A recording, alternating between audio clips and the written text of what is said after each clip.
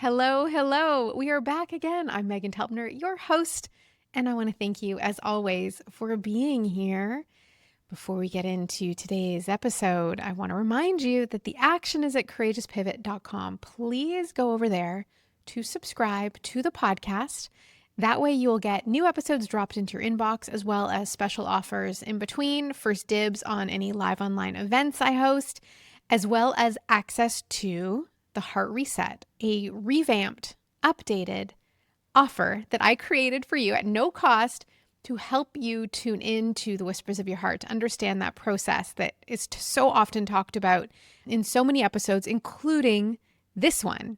I'm always excited to record these episodes and have these conversations. I was especially excited to chat with Heather Crosby. Heather and I have a very paralleled history. We both launched our food blogs back in 2008, quickly found each other and connected in a really deep and meaningful way. We both created online courses and for several years actually had the exact same developers working on our back-end systems for us. We also shared resources around registrations and apps and plugins, and it was a full reciprocated support system, which as an entrepreneur, especially in the unique, specific businesses we were each building, that friendship, that connection, that support and openness remains so valuable. And through that process, we built a real, genuine, beautiful friendship. And we've both also found ourselves sort of in the same place at the same time as well. So I was really excited and also curious to understand a little bit more about where Heather is at. Her official bio: Heather Crosby is the author of the YumUniverse and Pantry to Plate cookbooks and the founder of Good Food Cooking School. A career designer, forever learner, and lover of all things plants, she is also a horticulture therapy practitioner and master gardener, dedicated to creating beautiful, thoughtful experiences that help people connect to themselves and others by reconnecting with nature, creativity, and good food. She is a gem of a human. She has such a joyful, calm presence about her. And I think she's gone through and is experiencing and shared very openly what happens when you move on to the next thing, but you're also not fully ready or don't actually need to let go of all that has been, but just operate differently. I hope you enjoy this conversation with Heather Crosby. Heather Crosby, welcome to the Courageous Pivot podcast. I'm so happy to have you here. Thank you for having me. It's really nice to be here. It's always nice to chat with you. And I feel like we have like a special relationship. I feel like you're like a gift of the early internet days. I feel the same way about you. Yes, Like our real, trajectory is very similar. yeah. But remember like in the early blogging days of the 2007, 2008, where I mean, in my case, I could post photos of food that looked like dog food. Like, it wasn't about that. It was like you were telling stories and creating things and forming like meaningful connections in the comments. Mhm. Yes, And I agreed. think that's how we found each other. Yeah, because we both started out at the same time. I think you're ahead of me about a year. I started building YumUniverse in 2008 and then launched in 2009. And I That was think you also. exactly. Mhm. No, I started in 2008. That was when I finished nutrition school and I Yeah. started my Making Love in the Kitchen blog. Is that what it was called? I love it. It did not, it's so cringy. A good one. When I merged my sites a couple years ago and we were like cleaning them up, the post names, Mhm. like it was so a bunch just came to my mind and I can't even speak the words. Like, Yeah. yeah, not There's a lot everything. of cringe from back in the way back beginning. Yes, a lot of cringe. Yeah. So there's so much, and you said our paths were very, very parallel to the point where we basically had the same business model. We even we had the same developers. We were Mhm. swapping best checkout processes. And I so value the openness, and I never felt like a sense of competition at all. It was just so nice to have a companion on the journey because it was a challenging one. It was very challenging and it was a gift. Like you are always, yeah, there was just always a feeling that you could be there for me and vice versa all along the way, Yeah. which was really, really nice. Your background, like, let's say your first life was you were in design, is that right?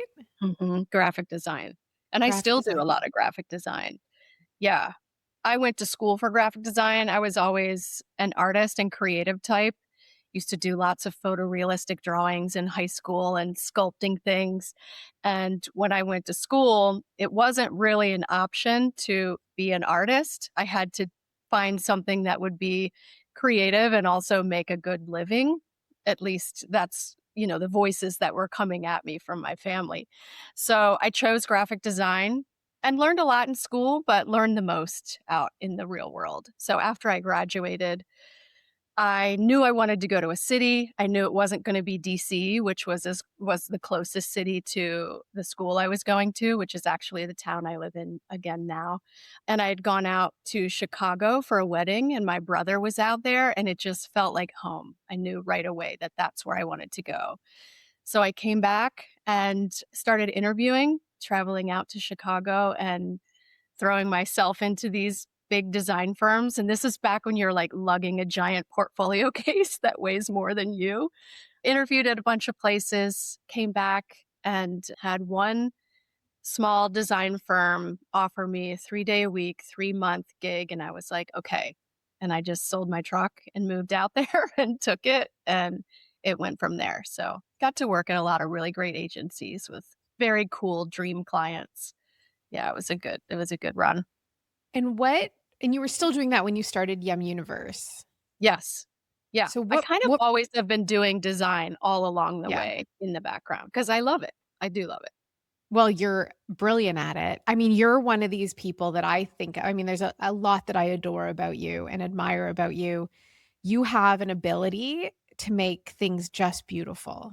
Mm. Like, I mean, I got your email this morning and you had literally like zest on a plate that you made beautiful with these shadows. And I'm like, for me, it would have looked like a plate that needed to be washed.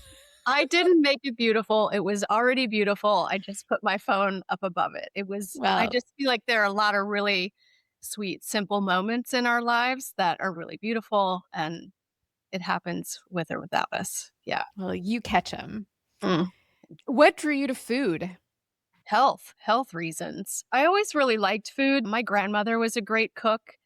And I really loved how when she would prepare a meal, it just felt like we were all taken care of and we would all gather around food. But for me, it really was health reasons. I had to, you know, very similarly to you, make some major changes in what I was eating to feel better. I had a lot of crazy stuff going on.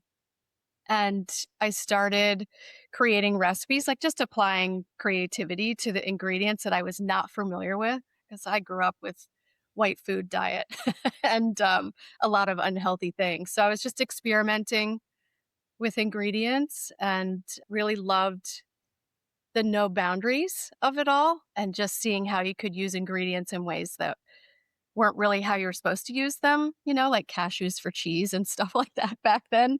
Yeah, the creativity of it is what drew me to it, and then making myself feel better.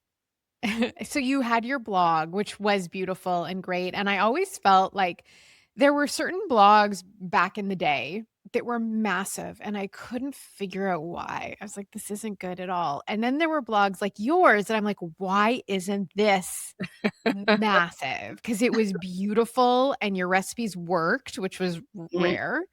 You gave and you st I mean, in your books too, so much variation. Like, I'd get comments like, "I can't eat sunflower seeds. What can I do to replace them?" Like, "Find a different recipe. We're done." But Yeah. you there's so much in your books or textbooks on whole foods, plant-based cooking. Like, Mhm, it's all you need. mhm. And I always felt, and maybe you did too, I don't know, but I'll ask, like, why isn't this the big one? Like, why isn't this massive? You mean what I've created or the movement itself? What you Like were doing, like, why weren't there were certain people that would get, like, plucked out, and I'm not gonna, name names, but there's certain people that would have these blogs that would blow up with hundreds of thousands of subscribers. I'm like, they're not that good. Like they're so tapioca, plain and bland. And there'd be these gems, and you were one of these gems, and I'm like, what? When is that gonna just? Phew? I mean, I Gosh, thought I should have blown up too, but I never did. I feel like you did. I feel like you did. No. Yeah, I don't know if it's my fault or it's just things started getting very loud. I feel very satisfied with everything that happened and has happened for me with the food Mhm. businesses. I do. I feel Good. very proud of what I've created and all of the people I was able to help and still help. There's still people with the cooking school that find that library really useful. I don't know. I have a tendency to like, I feel like I pivoted a bunch, and some of those pivots I probably in hindsight would not make now. And I also tended to just drive myself really hard. So maybe there wasn't the clarity that I needed to make some of the moves that would have made it huge. I also think there maybe is a voice inside me that didn't want to get very Mm. big because there were some opportunities to do things like get on TV, and I just didn't wanna do that. And I feel like I'm at a point in my life now where I'm kind of really investigating why that is. Mm. What is that? Not wanting to get too big. That's interesting because I wanted to be huge, and I went on TV and then realized about after 2 or 3 years of doing television, being like, "This isn't it. This is Right. not this is awful, for lack of a better word, and this isn't getting me to the dream of what I wanted to create What was anyway." So I awful about it for you? um, Like well, first of all, like 4 AM call times were yeah, ridiculous. no. Having to plan these segments and have them dissected and, uh, minimized in a way that made them just fluff. There was a few where, they wouldn't give me water to drink on set unless it was in, like, a McCafe McDonald's mug because that was a sponsor, and I was like, "I'm not drinking out of McDonald's Not in cup." alignment, yeah. And then ultimately it was at like requests to do work that was fully out of alignment or cook other people's recipes and that was kind of when I had to set the boundary of who am I working for right now? Is this going to work for me or am I building up someone else's vision? And that's when it was 2015 I walked away from all of it. I was like I'm not going to give this energy anymore.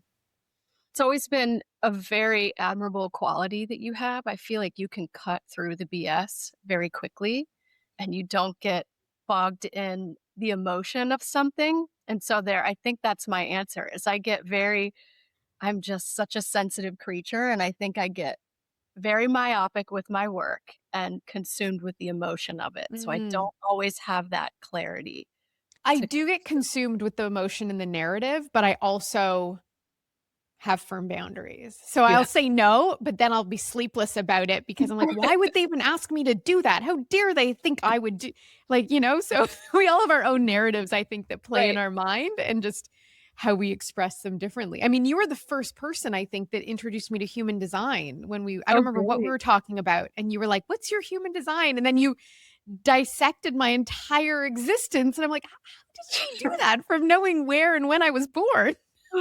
I didn't. It's someone else did. There's just stuff you can read and research. But on the human design tip, the other thing too is that all of my channels are wide open. So I'm also Mm, easily influenced by lots of different energies. But I will know my body will tell me if I'm making the right decision or not. Whether I right. listen, that's another thing.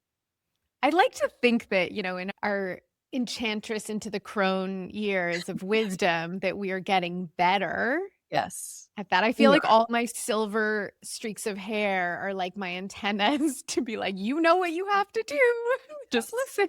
It's the wisdom. Yeah. So when did you shift towards kind of monetizing what you'd built and created I mean, you had your books, but we know that that's not really the gateway to earning a living, to creating the Gluten Free Baking Academy. When was that? It was after the second book, and I knew that I wanted to build something for myself where the output actually did bring in some revenue because the output for those 2 books was very intense because me being me, I wanted to design it, take all the photos, do all the little watercolor illustrations, typeset the whole thing, and it was a full-time job. So I love doing that kind of work. I really like building intense projects, but I wanted to do it on my terms and make sure that I could, get financially compensated for that effort. So I think I started building while I was working on the second book.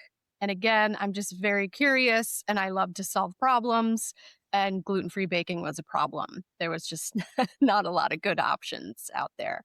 So, yeah, I think I was building that in tandem with Pantry to Plate and then launched that, I think, the year after that.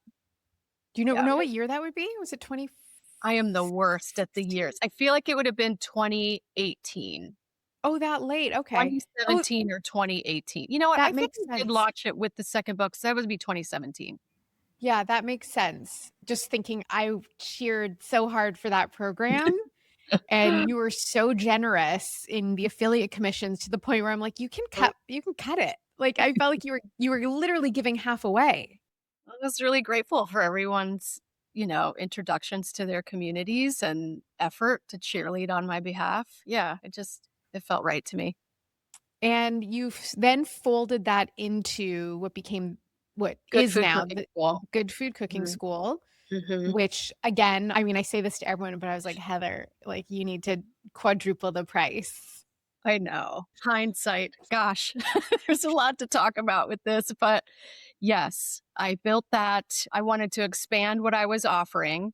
I do feel like gluten free baking is my specialty. And there's a part of me that maybe I should have stayed in that lane, but I got to be me. And I learned a ton along the way. And I'm very proud of what I've made with cooking school.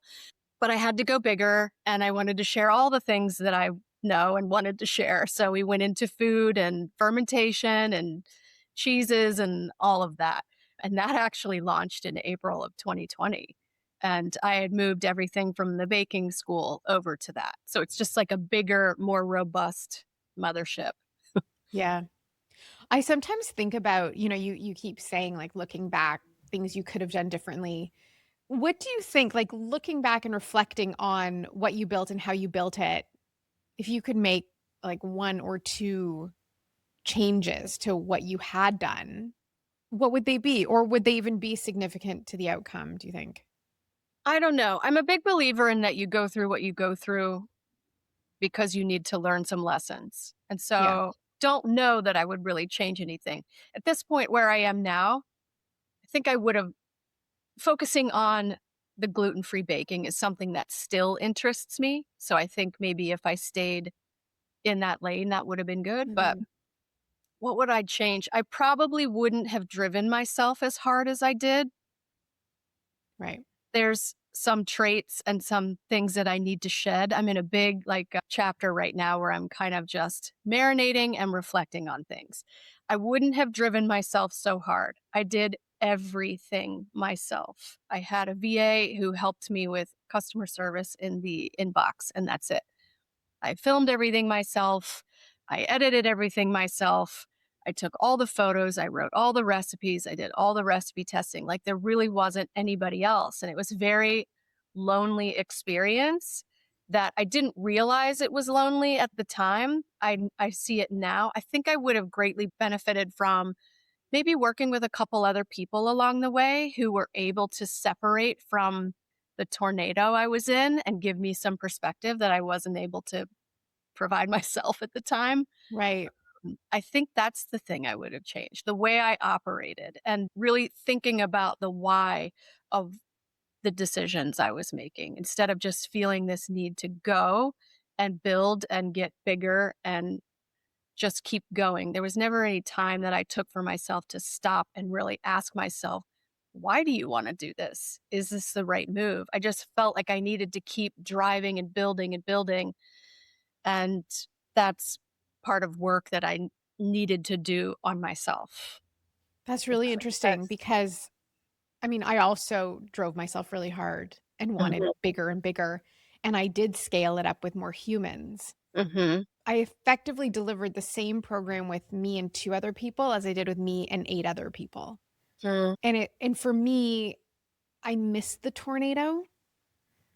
I I had do love a the energy of the tornado. yeah, and that was something that as I scaled it back and it's just me and I have, Jen who's been with me for 4 or 5 years now, and she's very adaptive and amazing at, my twists and turns along the way, but I love now being able to do something from start to finish myself. I do enjoy it because what I felt when I had everyone, which and they were amazing. Like it's not detracting from what they did, but I was the brakes were constantly put on because we had processes in place and we had a company manual, like a handbook for how we do things and it lost some of the energy and it cost a lot more so that with the overhead there was a lot more pressure around how much it actually had to earn just to cover salaries, like that sort of thing. So, you can always reflect back. I think my biggest regret is that I spent any minute of time on meta platforms and didn't just create YouTube content. Right. Yeah, there's also that. I have the opposite thing because right now I don't know what I'm going to do next, and I'm trying to be really thoughtful and careful about it and keep some space right now. Like I'm in the fertile void right now. Yeah. And I know that whatever I do next, I don't want to do it alone. I want someone Mm. else involved. That's Yeah. so interesting. So ultimately, Good Food Cooking School is still available. Yep. It's Still still a available, still going. fantastic resource, still incredible value for your investment. So everyone should just go subscribe. But what ultimately was the catalyst for you? I mean, you did effectively step away from creating a lot of content around food. I believe it was burnout. It's just a layer cake of things. I had some very significant health stuff going on. I had a pretty major surgery in 2022, endometriosis and adenomyosis, and really wanted to focus on my healing. I also just I cannot stand social media, and I just was more and more resistant to having to do the song and dance, and I felt very pushed into having to do things that I didn't want to do and that didn't bring me joy in order to keep my business afloat. It's always been challenging for me to sell. I just selling product is very hard for me. It just gives me the ick. It always has. And I just think I hit a wall of all these Yeah. things. Perimenopause, menopause, after that surgery, like things change. And like what I want in my life just changed. It was very upsetting time when I hit the wall because my identity was very wrapped up in that part of my life. And I just didn't want to do it anymore. I lost joy with cooking. I just did not recognize myself. It was like an existential crisis. And I've been working on it since then. I It's understand it fully. Mhm. I was talking to my mom yesterday. My mom used to be a potter, and someone asked her, "Come by my studio. We could." And my mom's like, "I don't want to touch clay." And I said to her, I was like, "Well, my problem is I open the fridge and I'm like, I don't want to touch anything in here. I live the lifestyle still and I make myself good food and I do all that. But for Same. me, that joy of creation, I'm just not inspired. Like the best thing for me is to get food from my garden that tastes good and do nothing to it." Mhm. It was very disorienting though to Yeah. like not feel the way I've always felt about cooking, and to feel the opposite. It just Yeah. was almost like a mourning process or something that I had to go through, redefining my relationship with it. And you and I have talked about this, but it's finally starting to come back. And the way it's coming back is with like baking. That's what I really love to do. And it feels really good to have it come back because there's something really beautiful about cooking and creating and playing with ingredients, and I have missed it, and it feels Mm. nice to have it come back. At what point then did you hit the wall, you had burnout, Mhm. you're reimagining your identity or what this next stage is. And I've recently going in a deep dive into the perimenopause, menopausal process, specifically around what changes in our brains Yes, the great shedding.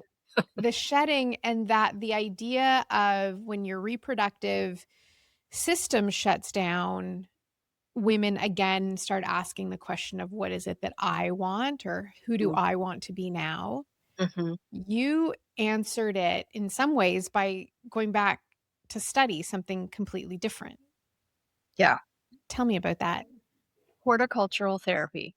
So, where I live is a very beautiful part of the country, and it's why I moved back here for after living in Chicago for about 15 years. Nature just it's just inherently healing to me, and we have a beautiful little plot of land here, and gardening has really helped me regulate my nervous system. I tend to be an anxious person, and it just helps me whenever I'm struggling with anything. And there's something really beautiful about tending a plot of land through all the seasons and building the relationships with these plants and learning their behaviors and what they like. It just feels very naturally like home. And so I still am trying to figure out what I'm going to do with this. My tendency is anything that I find enjoyable and like and I'm curious about in the past, I've turned it into a business. So my my habits were, oh, gardening, I love flowers and growing cut flowers and gardening and maybe I can somehow tie my love of that into something else that I could build because I do love to build things. So I took the a horticultural therapy certification program with a friend of mine, actually, a dear friend, and it was very enjoyable. I feel like there's a lot of my past life that I can weave into what I've learned with it and add to it. I think there's a creativity component to gardening and horticulture that is inherent and also very healing. So I'm thinking about what I'm going to maybe do with that. I also got my master gardener along the way too, which I just felt like that's something I had to check off the list. So yeah. I like how you say Thanks. I'm maybe thinking. Like Yeah, I how don't know. how more loosely attached to the outcome can you be? I'm trying to be very loosely attached because my Yeah. whole life I have been like, okay, what's the next thing I'm building? And Yeah. I go into it without being thoughtful about it. And then I'm building this thing and I'm beholden to it and it is my life and identity. And I just want to be really careful about that because I feel like I got really burned with the driving myself into the Mhm. ground. So Mhm.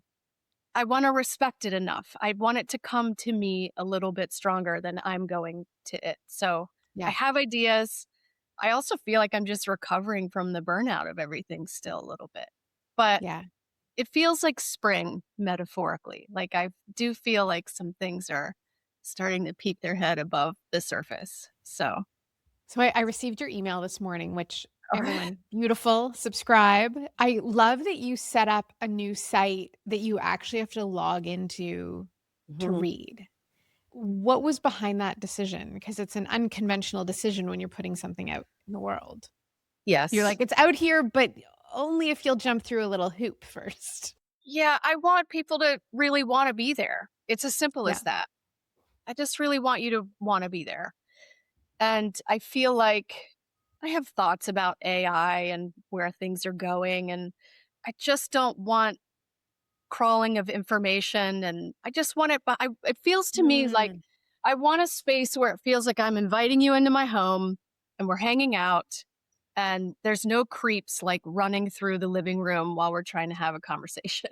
Like, I don't know if it's rational or what it is, but it feels right to me to have yeah. it in a nice, quiet, respectable place. I feel I un like social media and the volume everywhere, it's just too much. So, yeah, I only want my friends to come over right Yeah, now. I understand that. I've often said that, sending an email is like going into the living room and putting something on social media is like yelling at someone in traffic. I was literally tap dancing for Facebook ads in face like with tap shoes on. And Really? that You yeah, and that was February 2023 and I was like this is bonkers at yeah, this stage in my life to that's strange.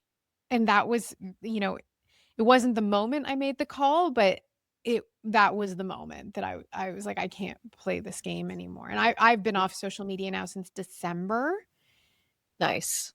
I'm in the process. It's interesting you say that because I'm in the process of putting my artwork out to the world. And it's been in this incubation period, which is just for me. And I know the second I do that, it changes it. It changes. But I also like I'm running out of wall space and I'm buying a lot of yarn. And so it's this balance. But like you, I'm asking, okay, what will make this continue to be meaningful and joyful and quiet and not stressful and not tied to exclusively to a certain outcome? And it's a really difficult meandering path to take because I think it's because the people who take that path, you don't hear about it because they're taking that path. They're not on Instagram making a reel about how quiet and private their life is. It's counter Right. exactly to the culture. I want to try to figure out if there is a way to reconnect to a community in a different way than the trajectory that it's going. I don't wanna be a part of the way that it's going. And, Yeah. you know, it's a hard thing because how do you find your people anymore these days? So I'm trying to, like, start small again and with the people who actually care. I'm also doing things face to face with my community again and just trying to build in a way that feels more natural and real and long lasting and on Yeah. my terms. Yeah. Well, I received your email this morning with the invitation to a dinner in Oh, right. June. Yeah. I That's an looked at the example. menu. I haven't yet looked to see if your Airbnb that you have is available, but I'm like, It still is, yes. But, yeah. My I called in the intention this year for adventure, and so far I've had 1 trip Right. a month, and I'm like, "Well, the timing Do it. works," but it's I mean, it's those things that and I think that that's what we're seeing is a call to community and Yeah. that I don't like the word viral, but, like, go hyper viral in your community Mhm. where you can reach those that can physically show up for you and do Yes. that. To me, that feels like the antidote of the sweep of the culture of AI, which I'm curious your thoughts if you'd be open to sharing. Real quick, I wanna go back a little bit. A Yeah, thing with the in-person is I just feel like there's more of a reciprocity there. Like, yeah, I'm not interested in just, like, shouting into the void and all the volume. I would much rather have a discussion with people and share yeah. ideas in person.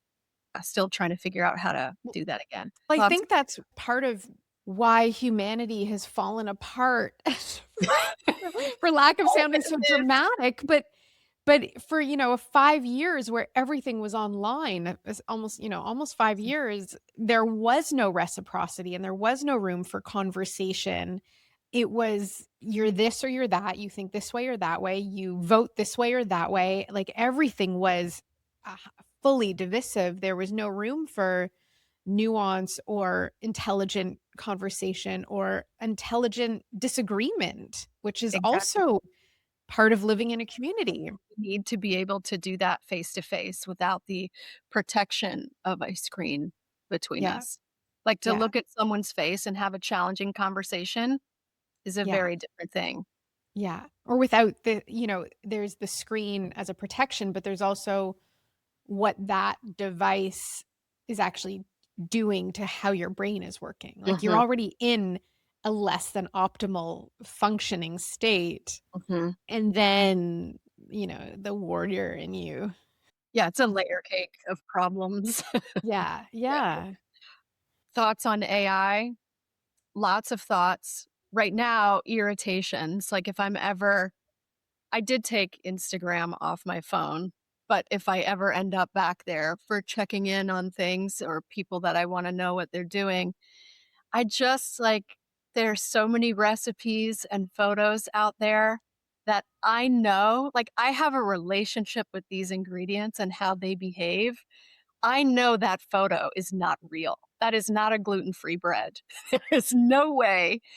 There's just no way. And it's everywhere. There's so much slop out there, and I don't see it course correcting or anything like that, and it's just I just don't wanna be a part of it because it's not real, and it's perpetuating problems, and people feel like they're learning something, but they're just going to go home and waste ingredients. They're being lied to. There's just lies everywhere.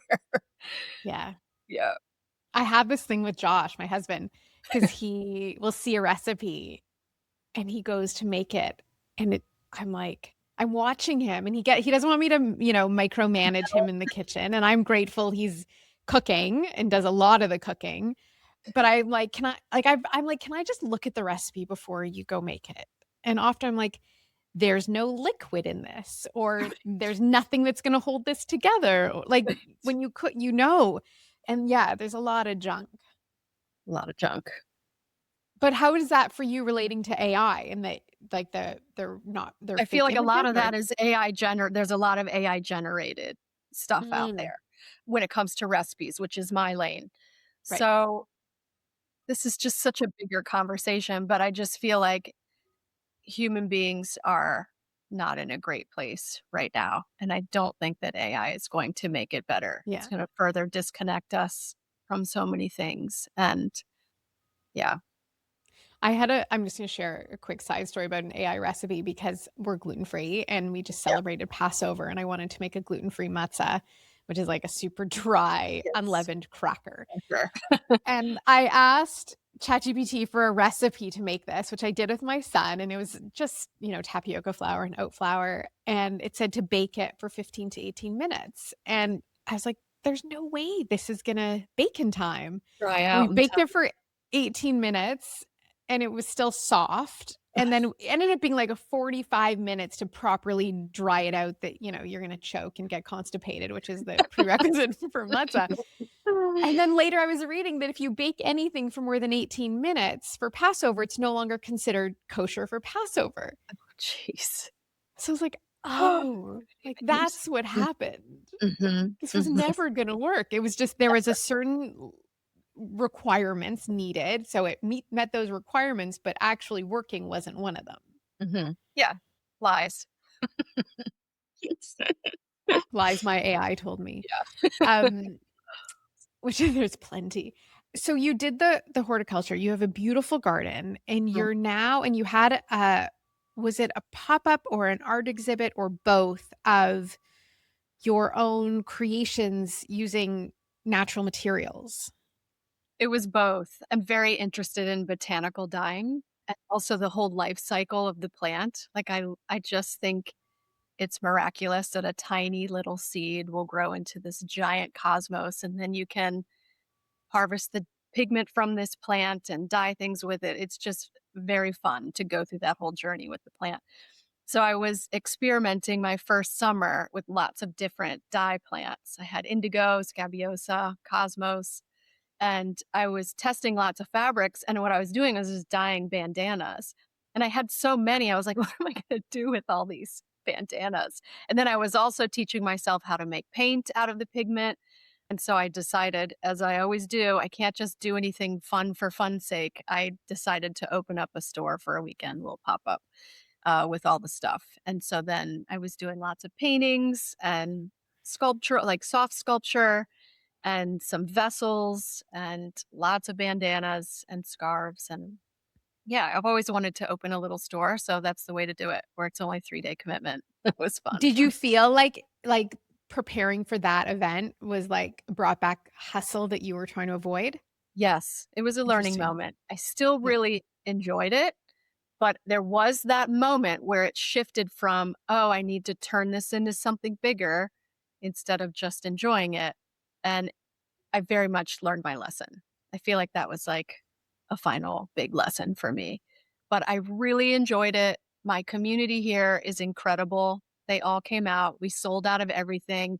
I had a couple friends who are potters, have some of their work there too. They sold out of almost everything. It was really fun, but it was a lot of work. And when we were taking everything down, I was like, "Yep, this is the last time I wanna take something like this down."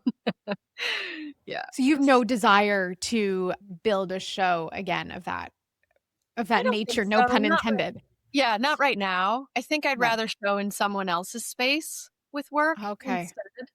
I think I would like to do retreats. I really would like Mm. to curate experiences for people in that way, but smaller retreats and like that dinner that I'm doing, That kind of thing feels right to me right now. Mhm. Moving all my Mhm. stuff from point A to point B, setting it up, taking it down, bringing it home, I don't think I need to do that again. If it's all on my property where everything is, that's a lot easier. Right. That's interesting. I was recently at an art show, and last year when I went, I was like, I would never want to show my work in a show like this. I would never. And then this year I came home and looked at the application, and there's still like, do I? Do I not? What's the show like? Is it at a gallery? Like a It's a weekend show of Canadian artists, oh, okay. like a curated, juried show. I don't know if I'd even Nice. get in. I don't. Why not try? Anyway, try. Give it a try. Well, right, but do I try, or is that, like, gonna be this hassle that I have to go and then sit in this, like, windowless space talking to strangers for 4 days till I have no soul left? You also might go in and have a really great time and see the excitement on everyone's face, and that might feel really good. Eh That was really nice part of right. having it, but Yeah. How are you finding it now? I think we were both again, like, we for a period had the same developer, like, we were working on very similar rhythms.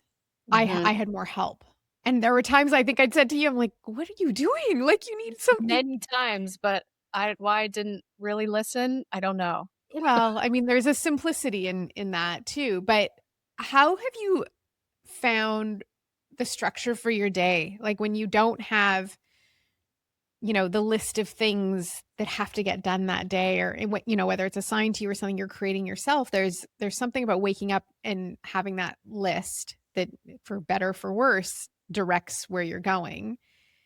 How have you found your way to managing with less structure? I actually have a lot of structure now. I am committed to doing a lot of design work from Monday through Thursday. So I do that. Monday through Thursday, I'm doing design. Friday, Saturday, and Sunday, it's my time. So I'm either working on some art pieces that I'm working on, but usually you'll find me in the garden from morning to even a few hours after the sun goes down. There's plenty to do out there. Are you doing design freelance or are you with an agency? I'm actually in-house at a company, and it's the first time since I've been 23, 24 that I've had a full-time job.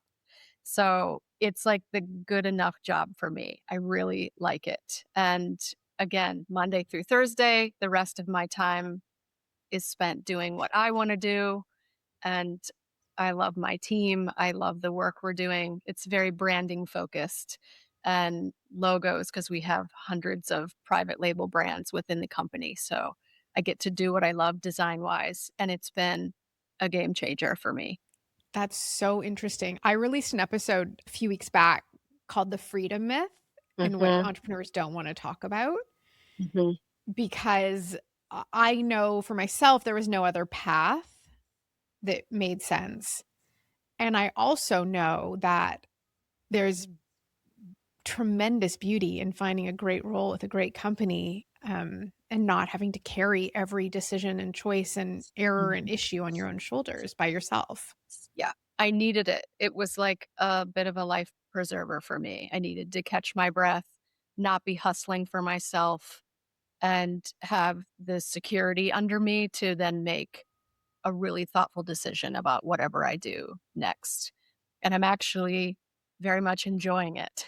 I really like not having to hustle for myself all the time. But I feel like it's structured well enough that it's almost 50-50 with I work for them, I work for me. And it's been really great.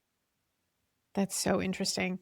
How do you find, because I think there's also part of the myth is that you start your own business and then like the wealth is limitless of what you can earn and build and grow and scale, and economically it works out for you having a job. My current situation, yes, Yeah. it does.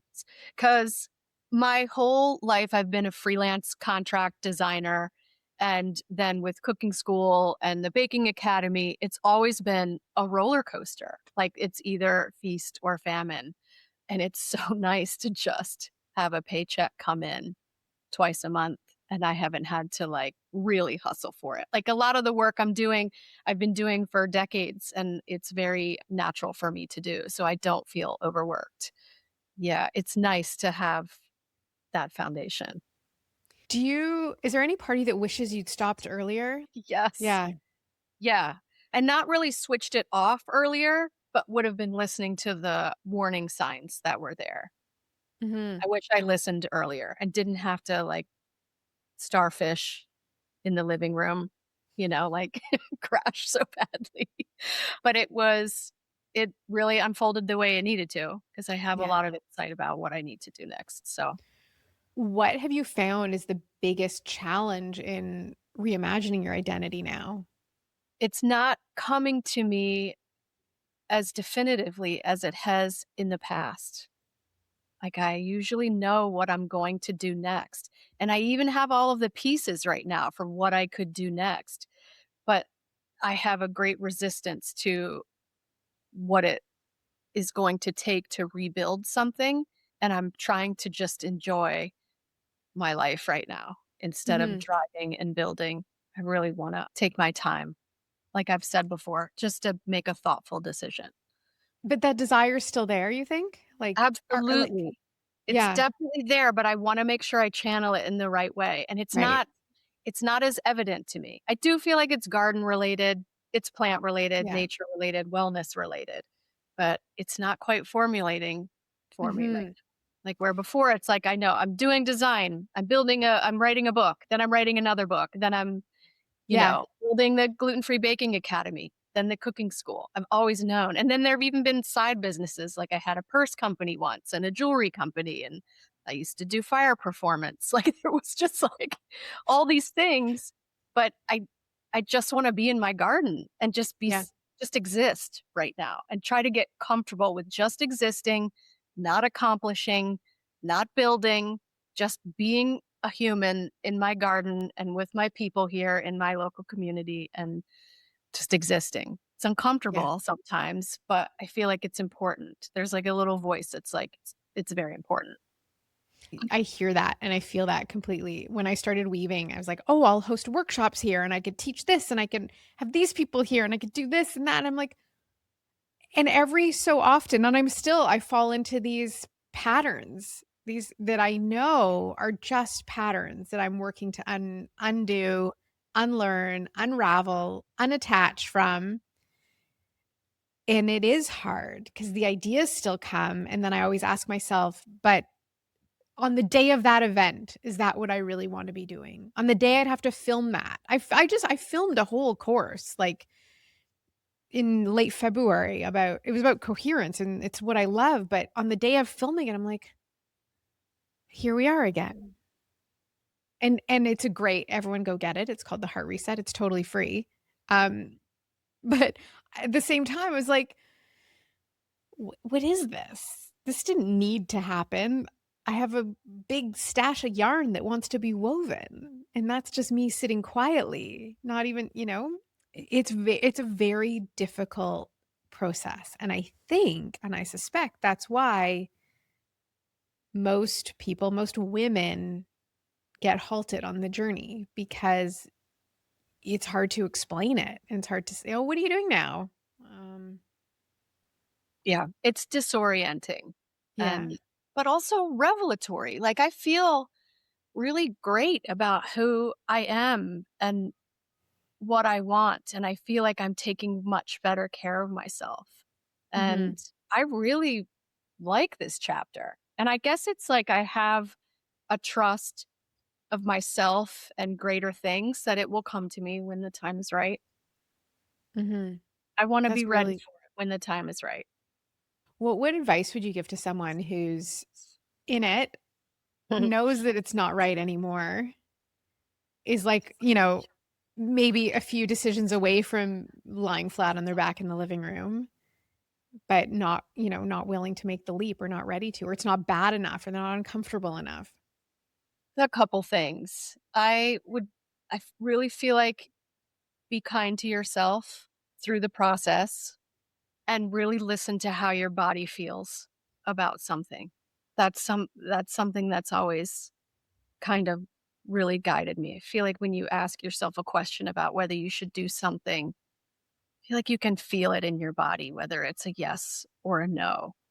And a lot of times, especially as women, we're taught to ignore that feeling and that voice. So just try to give it a listen. If you have to go somewhere quiet, like outside in the garden, to hear it a little bit more, try to honor that a little bit more than Mhm. you are. But be kind to yourself if you don't get it right. You know, talk to yourself like you would a friend instead of Yeah. how we tend to with our internal dialogue.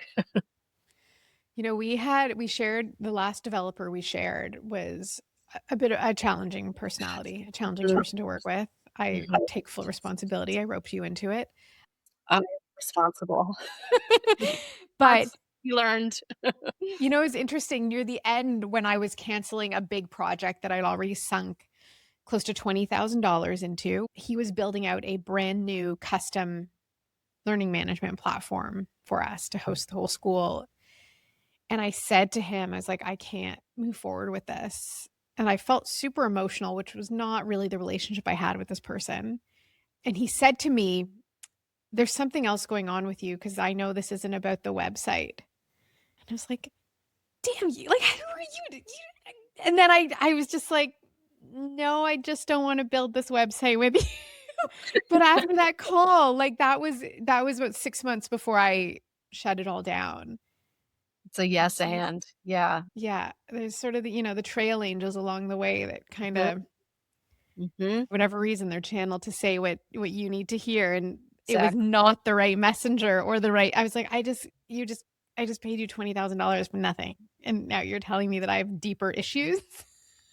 He made a lot of money off of both of us. Sure did. Yeah, he moved to Texas with it. Uh Oh, ouch. Yeah, so it goes. So you're the Good Food Cooking School, you continue to keep it running?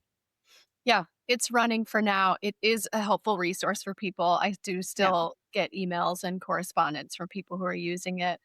It's also a library for me. It's like my home where all of my favorite recipes and things that I've figured out live. And I do from this, it feels really good that this dinner I'm working on with my friend, we have so many great recipes for it, and I'll put them all on there. So it's just like a nice home, Yeah. a library of where I can put everything. Yeah, that's great. Well, I was a subscriber forever, and I said to you, I was like, I'm canceling my subscription Yeah, because 'cause I'm not cooking anymore." understood.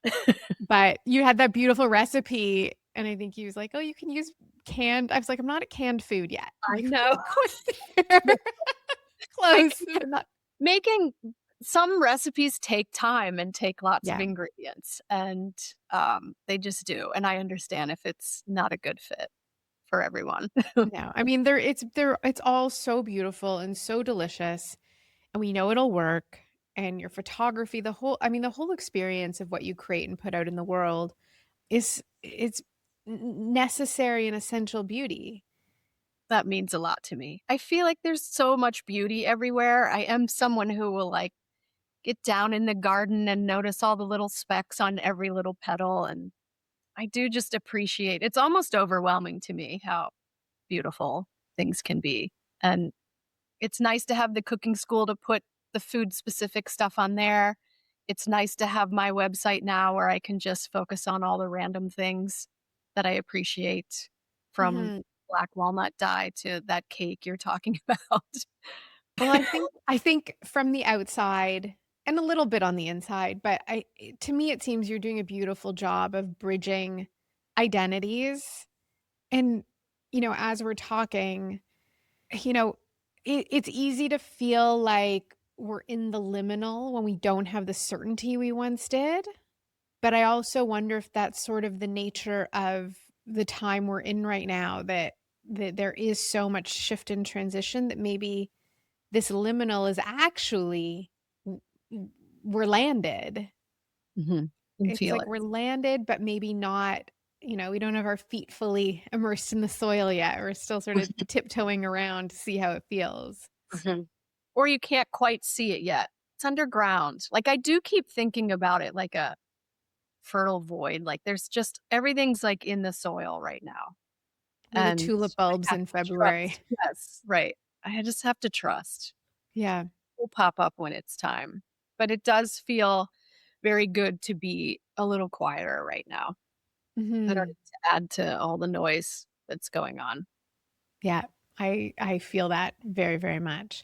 Is there anything else you feel like you'd want to share or need to share to have this feel complete as a journey, a message? I think I just want to thank you for having me on. It really is nice to chat with you.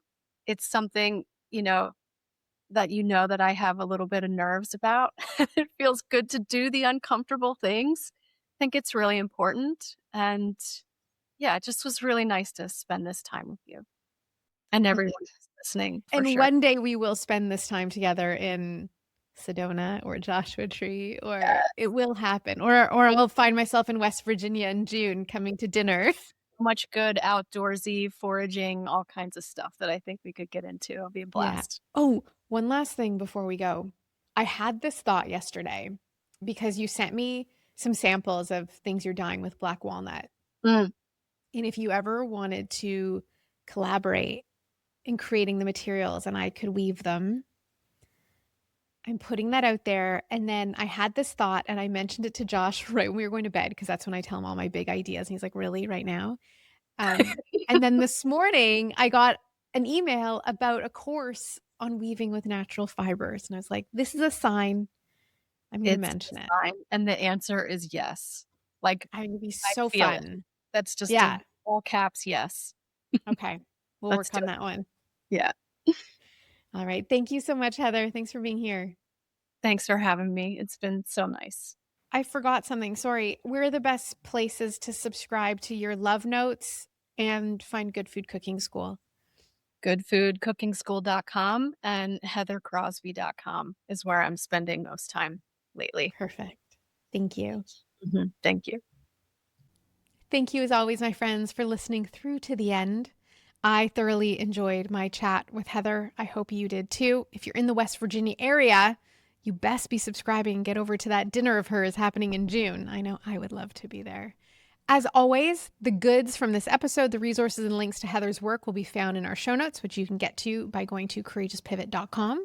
While there, get on the list so that episodes are dropped into your inbox along with the little in-between gems that I tend to share sporadically. You can also access the Heart Reset over there, the little training program I created that's totally free to help you tune into the heart and gain access to those little whispers that are gently nudging you along into alignment. Thank you as always for being here. And if this episode resonated with you, share a review, give it a rating wherever you're listening. Those things really help to have more people find them. And of course, send it to a friend or two. I always appreciate that as well. Thanks for being here, and we'll see you again in the next episode.